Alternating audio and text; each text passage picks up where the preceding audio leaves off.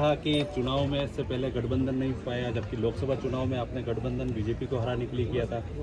आपके चैनल के माध्यम से सारे दर्शकों को मैं धन्यवाद जोहार करना चाहता हूं। और विशेषकर आज नामांकन रैली में जो एक उत्साह, जो जुनून दिखा भारत आदिवासी पार्टी के हर कार्यकर्ता में, उस जुनून के आधार पे ये तय हो चुका है कि यहाँ पर भारत आदिवासी पार्टी एक तरफा जीत दर्ज करेगी। आपका सवाल था जो गठबंधन को लेके सारे चैनलों पे डिबेट चलती रहती है। हर समय हर चुनाव में अलग अलग स्थितियां बनती है। आज राजस्थान के अंदर जैसे आरएलपी ने उस समय गठबंधन किया था, आरएलपी ने, हमने भी एक अप्रत्यक्ष रूप से गठबंधन हुआ था। कांग्रेस का कैंडिडेट भी उतरा था और उस समय जो कांग्रेस की स्थिति इस तरह से बनी थी तो उस समय उन्होंने समर्थन दिया था बाहर से हमको।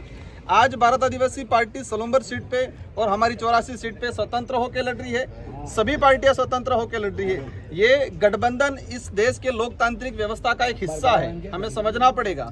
राजस्थान का अगर इतिहास उठा के देख लें, आरएलपी अभी स्वतंत्र चुनाव लड़ रही है।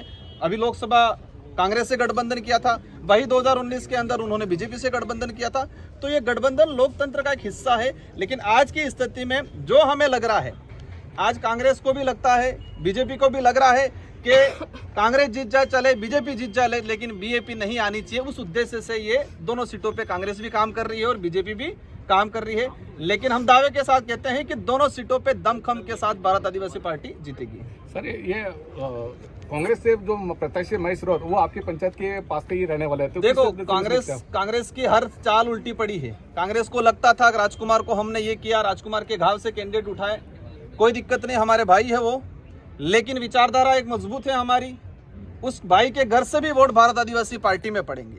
वो स्थानीय सरपंच है हमारे सासुरपुर से, हम मान सम्मान करते हैं। लेकिन उस पंचायत का बूथ भी भारत आदिवासी पार्टी प्लस करेगी और कांग्रेस यहाँ पर 15 से 20 हजार वोटों पे निपटेगी और वही बीजेपी 40 हजार वोटों पे निपटेगी। सर, लोकसभा चुनाव में कांग्रेस और बीजेपी की विचारधारा एक थी और 3 महीनों में ही विचारधारा देखो, वही चीज हम अगर पूरे देश लेवल पे अगर जाते हैं तो हम नायडू जी और मोदी जी को भी कह सकते हैं। गठबंधन विचारधारा अलग चीज है, हम हमारी विचारधारा को लेके चल रहे हैं।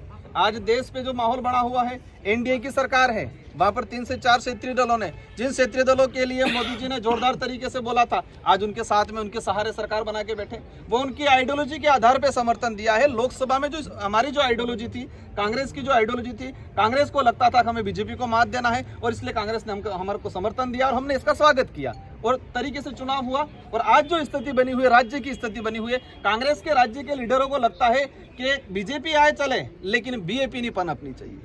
वो समय समय पे परिस्थिति। लेकिन मैं आज कहना चाहूंगा आपके चैनलों के माध्यम से, यहाँ पर एक तरफा 70,000 वोटों से बीएपी ने 2023 के चुनाव में मुझे चुना था यहाँ की जनता ने, और आज वही लीड रहेगी। एक वोट बढ़ेगा लेकिन कम नहीं होगा। दावे के साथ कह सकते हैं कि आपका जो रिकॉर्ड बनाया था आपने, यहाँ पर दोनों ही पार्टियों के अगर मतदान मिला भी ले तो भी आप उनसे जीत रहे थे, तो उस रिकॉर्ड को कायम रखेंगे, तो उसको ध्वस्त करके नया रिकॉर्ड बनाएंगे। बिल्कुल, आपकी पहले वाली लाइन कायम हो जाएगी कि ये रिकॉर्ड कायम होगा, अवश्य कायम होगा, एक संख्या और बढ़ेगी। हाँ, आपका कहना था कि जिस तरह से चुनाव में, जिस तरह से वादों को लेके चुनाव में आए हैं, आज हम लोग जिन मुद्दों को लेके आए हैं, आप कांग्रेस के मुद्दे देख लो, बीजेपी के मुद्दे देख लो, दोनों के मुद्दे हवाई है। एक ही कहते हैं ये करेंगे, वो करेंगे, अमृत देश बनाएंगे, देश को आगे बढ़ाएंगे, ये करेंगे, विश्व गुरु बनाएंगे। लेकिन देश में जो स्थिति बन रही है, हमारा भाई कह रहा था एजुकेशन को लेकर, मैं 5 साल विधायक रहा।